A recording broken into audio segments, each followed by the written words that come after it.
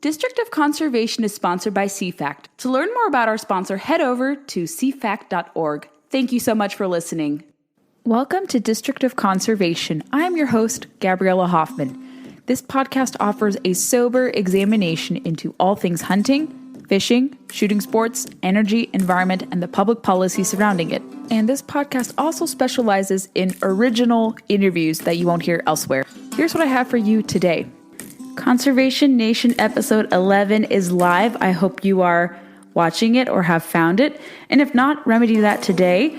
As promised, we always have expanded interviews with those we interview in the video. And today I'm proud to share the first of two interviews with you all.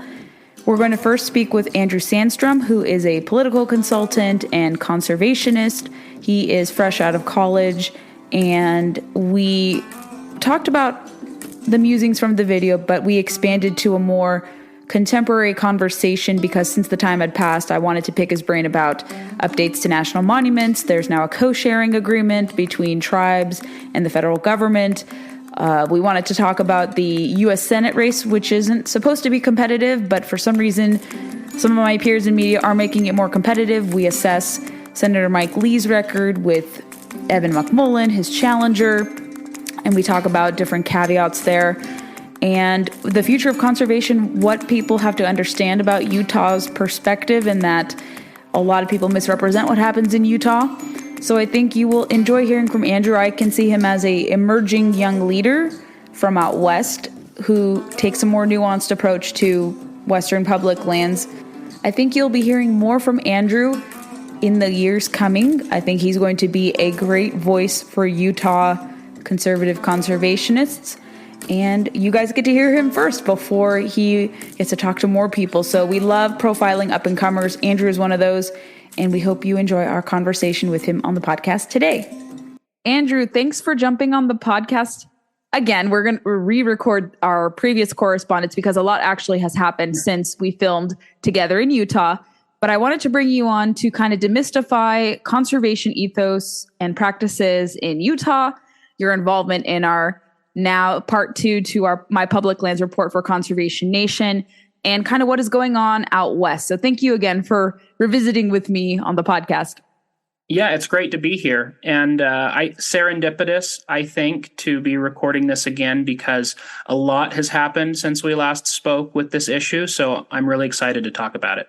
Absolutely. And since this is the first time my listeners will learn of you, I think I've mentioned you briefly that we're going to be sitting down months ago after we recorded our episode together of Conservation Nation. But can you formally introduce yourself and tell my listeners how you got interested in conservation and public lands?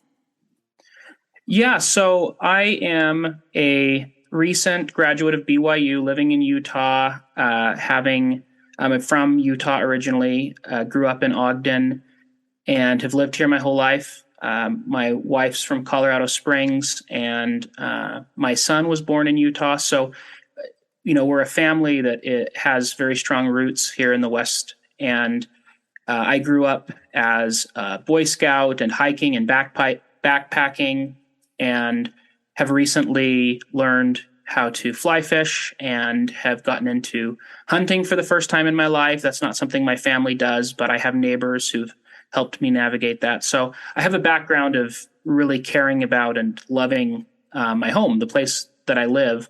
And I also love the history of this area, both pioneer history, indigenous history. I really love learning about the people who lived here. So I always kind of had a background that made me a little bit predisposed to engage on these issues. But then when in 2016, when President Obama declared the Bears Ears National Monument, I saw a lot of, this is such a cliche word now, but misinformation, or just an overused word. But I saw a lot of myths and narratives that were wrong, portraying the state. And the more I got into that, the more I learned about that, that actually got me involved. I was at the time a political science major at Brigham Young University. I started to go to events. I started to take classes, related to environmental policy. And then that got me working in environmental policy and issues and advocacy. And now that's what I do. And it's really, really wonderful and rewarding work. I'm often told, and I think a lot of us are often told, that Utahns hate public lands. And from what you just stated, it doesn't sound like you hate public lands. Why do you think that perception is put out there? I've been to Utah. I've seen Utah public lands. I know not everyone agrees with the model that Utah has, and some even Utahns disagree sometimes. I think even among the center right in Utah, they sometimes agree to the extent of, do you want, where public land should go? But I've been to Utah. I have plenty of friends in Utah, and I don't see this accusation of you guys being anti-public lands to be true. Why do you think people often say that is the case? Because you guys question the size and scope of national monument designations, for instance. Well, I think we get the more broad attack of being anti-environment, and we get that a lot. I think just because we're such a red state and because of opposing these monuments. Maybe people have found out that at night I look out my window where I can see Mount Ben Lomond, and I just wish I could burn the whole thing down and mine every last rock. And nobody feels that way about the land here. We really love the land, and I think the reason people perceive that is simply because the policies that we're on board with aren't the policies that popularly you're supposed to be behind if you care about the environment. And so, like in most environmental issues with public lands, conservatives and right-leaning types and center-right, and just people who are apolitical but love their families and their communities and want to take care of the land but don't really trust the federal government to do so, we haven't been at the table. We haven't had a seat at the table. And so when we come to that table and have some input about the way we want these lands managed, there's a lot of disagreement. And unfortunately, that disagreement is often turned into a sort of vituperative attack on our motives, which is usually, if not completely unjustified, pretty exaggerated. We can talk more about the Utah perspective on conservation. I want to ask you briefly, I don't know if public lands has kind of been the subject of the Senate race between incumbent Senator Mike Lee, who's often accused of being anti-public lands, and the turncoat, in my opinion, Evan McMullin, who claims to be conservative, but seems, by all indications, to be far to the left, despite saying that he is a conservative independent. I don't know if he's a turncoat as much as he is like a multicolored dream coat. I'm not sure what he is. Has public lands come up in the debate? And it shouldn't be a competitive race. We're making it be relatable to the podcast, guys. This is not just about Republican politics, but I know conservation is, for listeners listening, this is important. We're making it relevant. So, Andrew, do you think that, or has the subject been brought about that much in the Utah race? So I haven't watched the entirety of the debate from the other night between the two. I have not seen it come up a lot in media, except I've seen a couple of attacks on Mike Lee for, one was about his Sutherland Institute address where he talked about his Houses Act, and they criticized him for the way he talked about Bureau of Land Management land. But I haven't seen it be a huge issue, but I haven't watched the entirety of that debate yet. In any op-eds or anything that have come out, have some environmental interests said McMullin is better because Lee is a traitor to public lands or something of that nature? I bet you those takes have been published in the Salt Lake Tribune and maybe some of the other papers. I feel like that's where they would go with criticism of the senator. Well, the senator has a record to run on, which Evan McMullin doesn't. So there's stuff that you can look at and criticize with Lee, whereas you can't with McMullin. He can run on, he can run on a vision that he kind of that is as of right now made up, right? That's the problem with when you work in politics, especially if you try to do a good job, like I believe the Utah delegation does.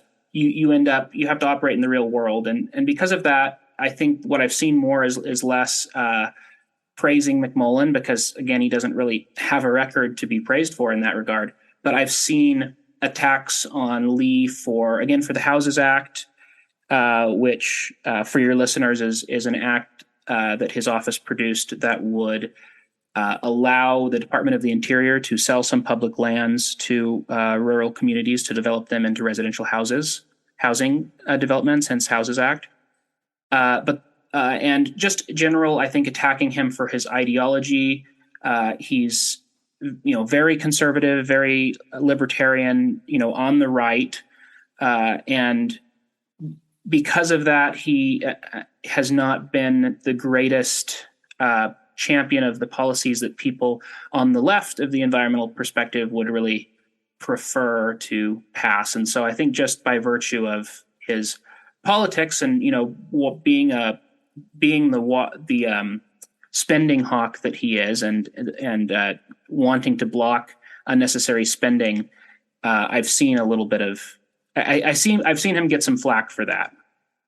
Yeah, I have some friends who agree with Lee, I think, on most positions. They're out-of-state people, of course, who agree, but they're very critical of the Houses Act. I haven't read much into it. I am a little bit nervous about that because of the public lands issue being so delicate. Even if you don't agree with some of his positions on public lands, and I've confronted the senator, it was a very soft confronting. I wasn't trying to provoke him or anything, but we went into detail when I interviewed him in January 2021 about his positions, and he was gracious enough to come on, and he rebuked a lot of the criticism that was sent his way. I don't necessarily agree with selling off all public lands to private interests or to the states necessarily. That's a whole nother debate to be had there. But I think on most issues, even on some public lands issues, I know Lee is really good on, let's say, big game species management. I don't have any disagreement with him there. I think on the gun issue, he's great on the Second Amendment. And I think even some public land supporters and conservationists can disagree with some of his public lands positions, but still see him as a more preferable choice to, like you said, Evan McMullin, who we don't know where he's going to stand if he were to be elected, but he's not, most likely, because he could vote with the left, preservationist left, to not allow for new oil and gas leases. He could vote for restrictions, bans. And I think he'd be a reliable preservationist vote. Yes. Mm-hmm. Those are the favors he owes, and that's my one concern. Not my one concern, but one of my concerns, and why I'm not planning on voting for Evan McMullin is because he, despite having run on a really interesting platform of wanting to be independent in a way that no senator has ever been by not caucusing with either party. I find that really fascinating. But the reality is he doesn't owe favors to very many people on the right. And that makes me worried as somebody who, works in the political world and sees the realities of how it plays out, what fights you pick, what battles you pick, et cetera. He probably won't be picking he probably won't be fighting any battles that are the kinds that you or I or many of your listeners might want him to be engaging in. So it's better to have someone you may not entirely agree with and you can debate with civilly, as in Senator Lee's case on the few issues where I think I disagree with him, rather than someone who would be a complete unknown. He could vote all over the place, vote against, I think, Utah interests in the grand scheme of things, vote for gun control legislation, vote for things that wouldn't advance balanced use or true conservation. So I think Utah voters have a clear understanding on these issues with the big picture there. Like I said, you can disagree with, I think, his positions. And if people want to see, will conservation play in the Utah Senate race? I think it will, but it won't play to the preservationist point, I think, if all goes to plan, more than just conservation for voting. So thank you for indulging me on that. Well, yeah, and I do want to add that with the Houses Act, I'm not really fully on board with that either. I'm much more open anyways to using some public lands if we need to. I worry that it's kind of jumping the gun. There's a lot of other options for housing before taking lands that... Agreed. Potential, hunting grounds, stuff like that to build residential houses. There's a lot of other things we need to do for housing before we get there. So I just wanted to put that out there before we continue. Yeah, no, I agree too, because that's my initial reading into it and commentary I've seen from people who like Lee, generally speaking, but they said on this issue, they completely dissent with him because of those concerns, because why go to these lands which are being attacked in different regards? I don't know if this applies to Utah, but I think if future Utah lands were to be opened, I don't know if you saw the lead bans that the Department of Interior has proposed. Any new opening will likely have lead bans for tackle and bullets going forward. And that could apply to Utah as well. And so I think that could be problematic as well. So it's a very delicate issue with with selling off public lands and especially converting some of it for this type of activity. So no, I think the doubts are warranted. But like I was saying, and like you were saying, I think we can know where Lee may have some weaknesses, but at least he's reliable in some other niche areas of conservation. And you can hold him accountable for the public lands bit. But on species conservation, on energy development, and firearms, I think most people largely agree and can work with him and maybe convince him in areas where they need to convince him, or where they disagree and they can civilly disagree there. And like I said, over this unknown candidate. So yeah, I think it's good. And I wanted to have more of a debate on the Houses Act. So thank you for sharing some perspective on that as well. Like I said, I'm not taking a formal position. I don't need to take a position. I'm just a commentator. We debate on this. So listeners, I don't need to take a position. Mm-hmm. It's not anywhere. I mean, my apologies to Lee's office for saying this, but it's not anywhere near being on the Republican agenda. So it's not even something I don't think so. Worry about too much. Yeah, it's much like the Return Act, where it's kind of a vanity bill. And it's really not going to get serious consideration. It may be heard in committee, but it may not likely won't make it to the floor, depending upon where the makeup is. But yes, I think that's important for listeners to know. It's a vanity bill, won't get anywhere, and people can have exchange of ideas, even if the ideas are flawed. In my opinion, even though he's imperfect, I think Lee would be the true conservationist vote over McMullen, in my personal opinion. Yeah, that's where I'm at too, where I have a lot of disagreements with Lee and don't need to go into all of them. I've met with people from his office who I've really liked. I've met with him and, I disagree with him, but yeah, I think he's definitely the safer pick for those of us who feel the way we do about politics in Utah. Awesome election update. I wanted to pick your brain on that, Andrew. So don't fret. I think you gave a great answer. Thanks. I had a feeling I should have watched that debate. I was spending some time with my wife and son when it was on, but I need to go back and watch that. So let's talk about our meeting and your participation in part 2 of my Conservation Nation expose on public land. So for my listeners who weren't aware, we filmed 2 parts, one in Arizona, which we've already published. Now we're publishing our Utah segment, and Andrew was one of 2 participants we spoke to. We obviously heard from the county commissioner, who has been seen as controversial, but I think he explained his views really well on Bears Ears, and he took us to the Bears Ears areas in question and really dive deep into what was happening there. And so you wanted to talk about Bears Ears, and we actually met at Antelope Island State Park. And you talked more about, obviously, the Utah perspective, Bears Ears. And what have you learned about Bears Ears since our meeting and since getting more into this issue? Yes. And I should mention that if anyone wonders why the footage there might be particularly short with the part that I'm in, we were getting ambushed and like the bugs were working for the supporters of the Antiquities Act. So that was the problem that day. The bugs on Antelope Island can get really, really bad. But and the question was, what have we learned since then, since recording the video about Bears Ears? Yes.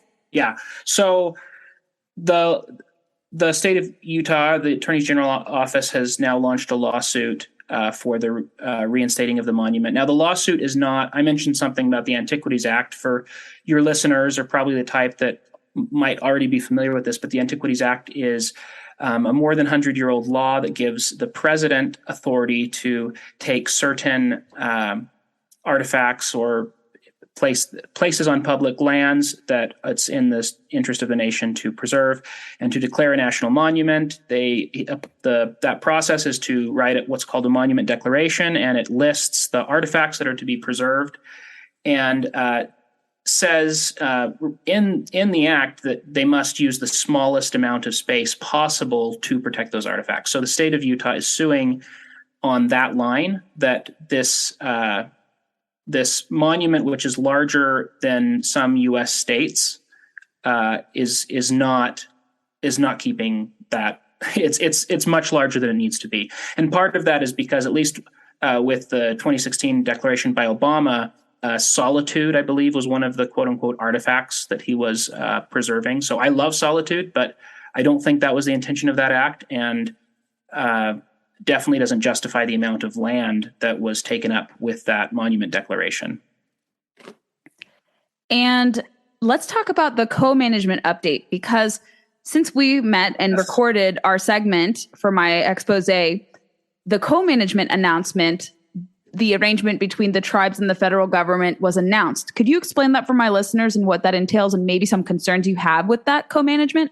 Yes. So, I mean, I'll say from the offset, the fact that the federal government is collaborating with these 5 tribes is something I'm very much in support of. I know of some other conservation-based think tanks and such that have come out in support of that. I like, in general, the idea that there's stakeholder engagement, although we need more stakeholder engagement than just the tribes. That has been the issue throughout this whole process, is engaging stakeholders based on partisan interests, not on which stakeholders have an interest in the land. But saying that from the offset, what's happened is that the Biden administration has developed a management plan by which they will co-steward the land with these 5 tribes that became part of the lobbying effort for the monument. And they did something really that I think was really sneaky when the Bureau of Land Management and the Department of the Interior, which is they use the word co-management, but when they use it very, very carefully, because really what's happening isn't, as I understand it, what you would call co-management, because the Antiquities Act actually doesn't really allow them to do that. The Antiquities Act doesn't, as I've understood it and as it's been explained to me, does not allow them to bring in the tribes as a body that has to be consulted. So they brought them in on what is more appropriately called co-stewardship, which means they've made a commitment and they've signed, I think they signed a document which is really just ceremonial and formal to show their dedication to working with the tribes and the management, and they have an advisory committee. And, I support all of that, but it's in my opinion, just another false promise. And I think that what the tribes don't understand, maybe they do, is that because of the very policies that the state of Utah is fighting against, and the kind of land management we're fighting against, the top-down unilateral authority of president, federal, domination by federal government, not a lot of local engagement. Those sorts of policies are the very reason why this really isn't the co-management plan it claims to be. I'm just going to read from what I think was the Bureau of Land Management said, I'll just paraphrase it, but they essentially said co-stewardship, right, includes, a variety of ways of managing the land, which could be co-management. Well, they're saying that because they want you to think it's co-management, but it's not. Co-management, there would be some kind of, as I understand it, there'd be some kind of mechanism that requires them to consult with the tribes. The tribes are an actual permanent part. They're an installment within that governing system, right?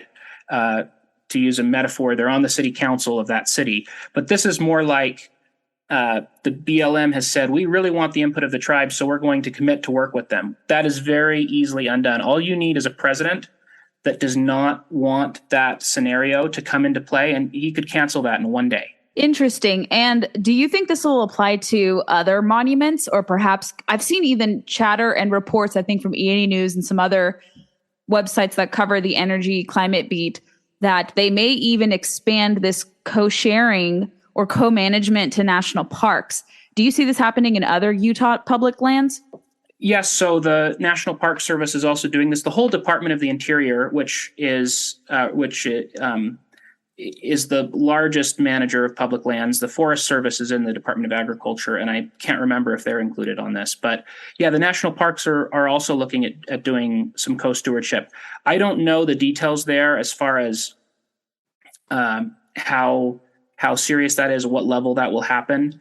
Again, generally, I'm for it as long as the spirit of this is to have local engagement and not just to, to use another overused phrase, not just for the Biden administration to virtue signal. And I am not optimistic that that's not what they're doing. But yeah, I have heard that as well. I haven't seen that. I saw something about Zion National Park looking at that, I think, but I haven't read too much about that. Let's also talk about, speaking of tribes, the Ute tribe, which is a very interesting tribe. I know tribal politics, it tends to lean more to the left, and there's a whole discussion about tribes and autonomy and all that. And I just want to butt in here and say, though, that they lean left because the interest groups from the tribes that are getting involved in these battles often lean left. If you go to Navajo Nation, if you drive down to southeastern Utah or northeastern Arizona, if you go into that area and talk to people, from my experience, at least in 2018 when I was down there, this is not their top issue. They're worried about having water, which many of their communities don't have. Many of them don't have electricity. They're bringing in water in buckets. They don't have food. Their government doesn't have tax revenue. They're dependent on a federal bureaucracy, which was not created to serve their interests. They often can't own or sell land. It's a whole mess. Their concern really is the fact that they're living as sort of having a third world lifestyle thrust on them by the bureaucracy of the federal government. And they're much more worried about having food than about the way that a national monument 100 miles away from them maybe is being managed. Sorry for that rant. No, that's okay. That's good. I've met a tribal lawyer recently. I was actually at a tribal fintech conference, and I have to follow up with him to talk about this. And he gave a great lecture about the history of distrust and if you can argue for property rights on the tribal lands and reservations. But my point to what I was trying to say a little bit before your remarks, the Ute tribe actually is sparring with President Biden over a new national monument creation nearby in Colorado on ancestral lands. And for listeners who don't know, the Ute tribe actually is one of the few that does oil and gas leasing and development compared to some other tribes who are very against oil and gas. So they said that they were not properly consulted with the creation of the monument. Have you heard much about this? Yeah, so they found out, I think, 2 days or just a few days before that monument was declared. It sounds very much like what happened in the 90s with Grand Escalante in southern Utah, when Bill Clinton did not consult the counties or municipalities before launching that monument. It shows, I think, that those of us who suspect that this is about environmental interests more than tribal interests on the part of the Biden administration, that we might be right. Because why wouldn't you consult the Ute tribe whose ancestors walked on that land? The word Utah, Uinta, Ute all mean the same thing. It means on the top, from the tops of the mountains, or walkers on the tops of the mountains. Those mountains in Colorado where, Biden is there with state leaders, indigenous leaders were present, but not behind him on the stage. He was up there with some Democratic lawmakers. When they were declaring that on the Utes' ancestral land, why wouldn't they consult them if they consulted these other tribes? Well, this episode makes me think that it's much more about the environmental lobby, and they know that the Ute tribe is different than the other tribes that they're consulting. And unfortunately, that puts them on the wrong side of the partisan politics that might be and probably is animating these actions.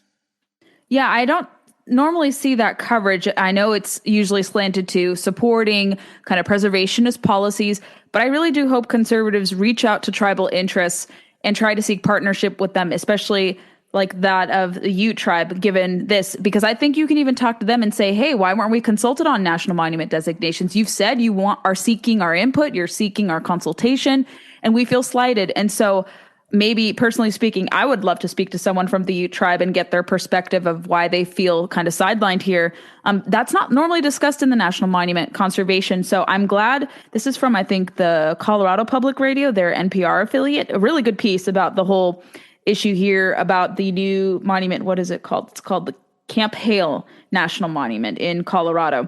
And so I think readers and listeners, you need to check this out to see kind of the other side of national monuments, where even if Native interests are prized and desired, they're not listening to the tribal perspective because it may not be the tribal perspective they like. Where can people connect with you? What projects and affiliations do you have? I know we had talked about many things when we were together in Utah, but do you have any projects in the works? Are you launching something in the future to kind of marry conservatism with public lands advocacy? Yes. So doing conservative environmental campaigns, I have been doing that for 3 years.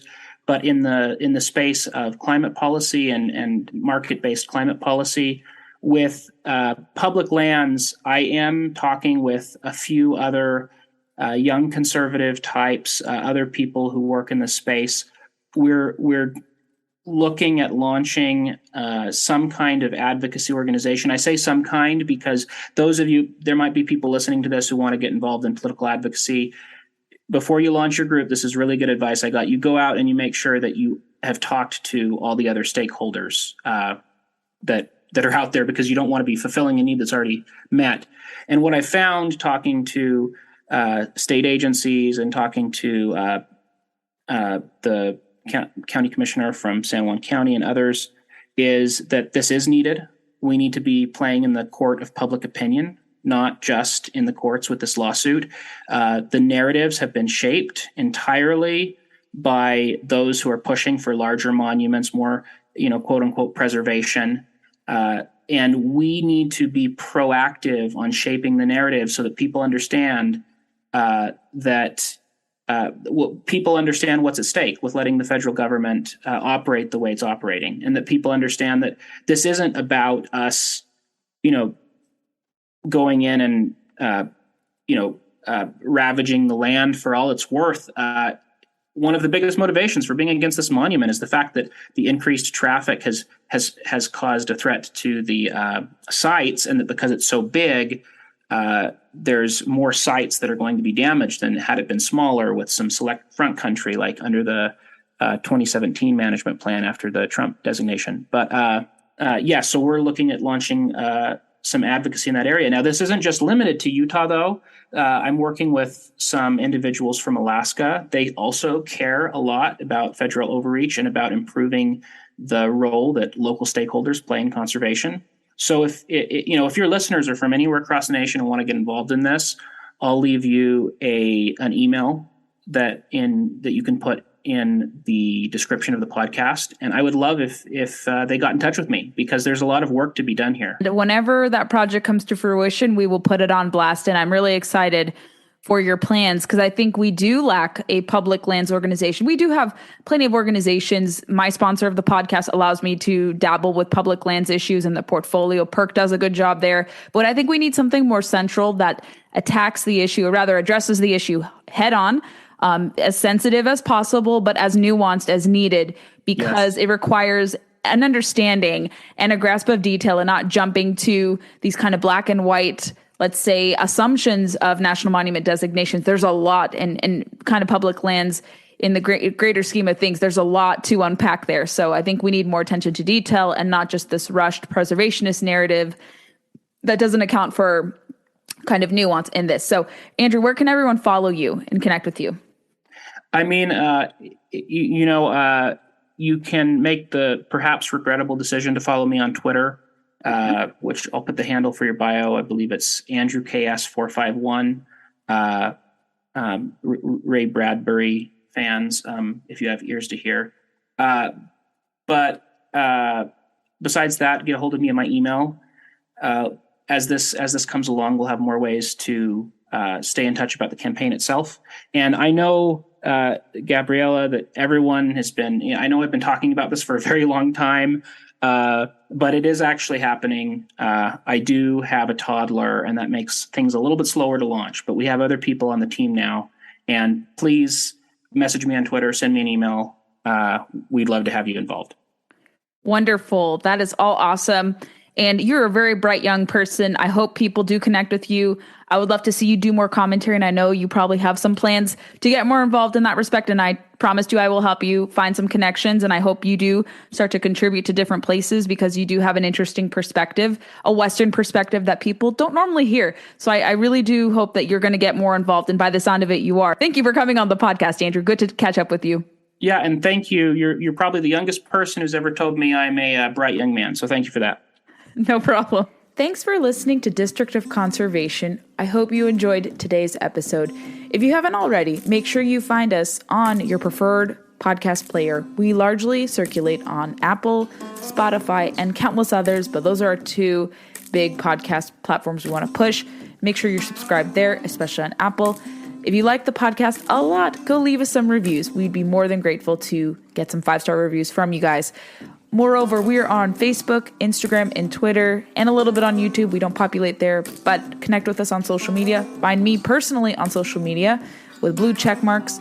Super easy to find, and I would love to hear your feedback and know who you'd like to see on the podcast. Thanks for listening to District of Conservation. Stay tuned for the next episode.